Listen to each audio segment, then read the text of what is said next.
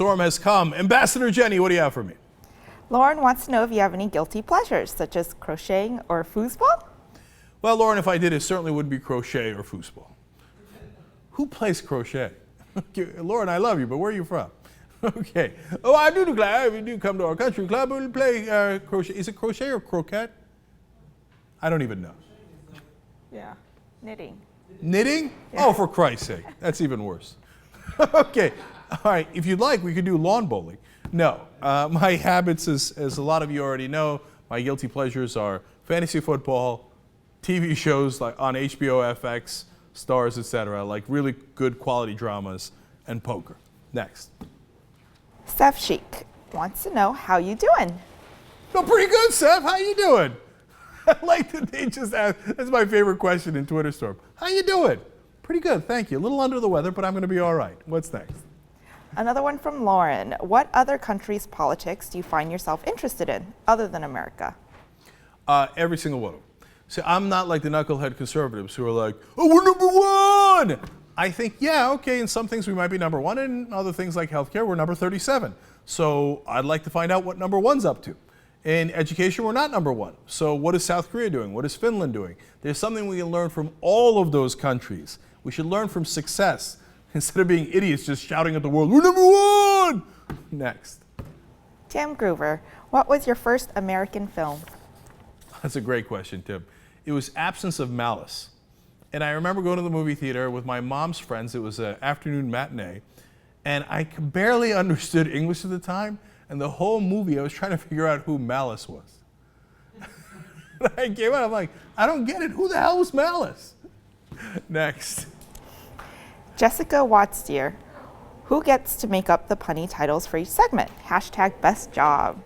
Jessica, that's an excellent question. In fact, we all do it together. It's during our morning production meeting when we discuss all the stories.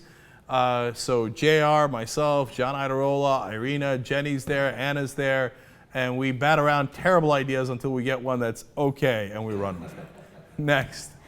Rachel Hall, I haven't seen Michael Shure in a while. The war room has closed down, but did it explode, taking the epic politics man with it? Yes, we had a tragic, epic accident. We have lost Michael. No, he's here. He's back in LA. Yes, no one is in the war room right now. It has finally shuttered. And he was on a show, 2 weeks ago on a Friday Power Panel. And he will definitely be on many Power Panels going forward. Next. Nick Anand, hashtag keep it real with your answer. How well do you rate yourself versus Jon Stewart? Jon Stewart. Please. That bitch? Okay. He gonna compare himself to me? You kidding me, dog? Just Jon Stewart. Yeah, what happened now? Okay, fine. Yeah, he's a little funnier. Okay. No, look, I don't compare myself to Jon Stewart. Are you kidding me? Like, this is my favorite question. Like, what are you, my dad? My dad said, why are you not as funny as Jon Stewart? I don't know. I'm not a comedian. He does a different thing. Bless his heart. I love Jon Stewart. I have no comparisons to make. Next. Tim Liebert, how did you get the numerous hosts you have to go on TYT? Well, there's an easy answer to that. If you build it, they will come. And, look, it's sad, of course, every time I think about Michael Hastings. But I remember Michael came in here and we had sat down and talked to him, sometimes off air, so one time on air in my office, etc. And why did he come to us? Because where else was he going to go? He's told me all these stories off air about his, times on CNN, MSNBC, etc. as a guest. And he's like, look, man, you guys get it. And so we built this thing that we call Rebel Headquarters. And so what happens? Rebels show up. And so we built it, and that's how we got the guys that we have. Now, people who are not right for us, they certainly don't come here. So if you build it, they do come to some degree. Next. L. Why do you sometimes or often lose your temper and yell while on air? Anyway, keep doing real journalism. All right. So this is a pet peeve of mine. So back in the day, especially during the Bush years, I would get animated quite often. Ben and Michael would drive me to it as well, sometimes famously so.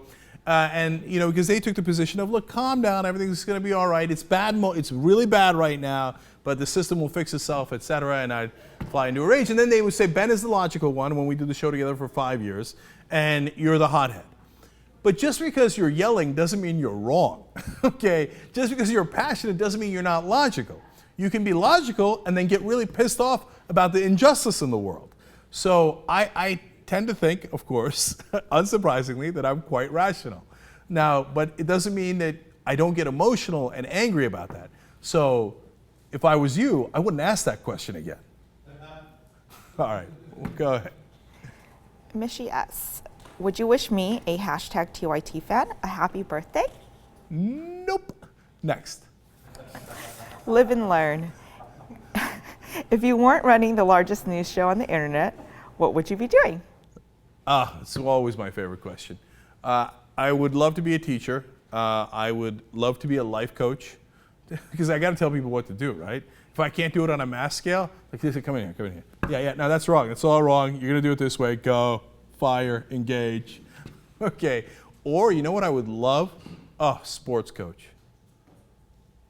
But you know, it would be great because I might get exposed. Like, I know what I'm doing. All right, you're going to do this, you're going to do that. Okay, we're going to play three-dimensional chess. Why did we lose so badly?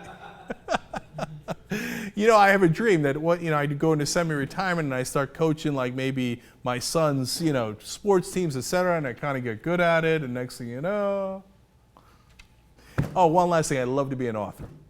So that's another semi-retirement dream. I'm on the beach writing up books and such. All right, this has been a Twitter Storm. We love you guys. See you next time.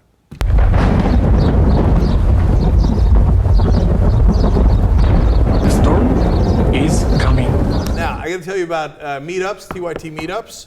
We're going to be in one of them. What? Okay, first, in San Francisco, bannerman Manish Sharma is putting together a meetup that is happening, next Tuesday. What's the person's name? Manish Sharma.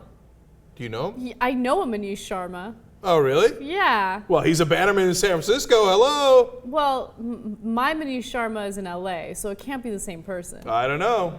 That's crazy. How many Manish Sharmas are there in California? We're about to find out, especially if you go Tuesday, September 17th at 6 o'clock to Mutiny Radio Cafe, okay? In Seattle, same day, September 17th, 7 o'clock at Hales Ales, led by Kirsten Pickett and Travis Erdman.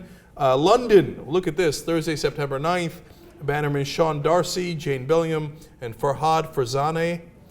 She's like, wait a minute, is that my Farhad Farzaneh? Okay. And then LA, hosted by Ambassador Jenny, including many of the Young Turks. I will be there, Ben will be there. I don't know, I haven't talked to you yet. It's at Fuga Izakaya on Friday, September 20th at 7 o'clock. Okay. Don't worry if you didn't catch any of that information. You just go to tytnetwork.com/meetups and you get all the information for your own cities. God bless. Go forward. We'll see you there.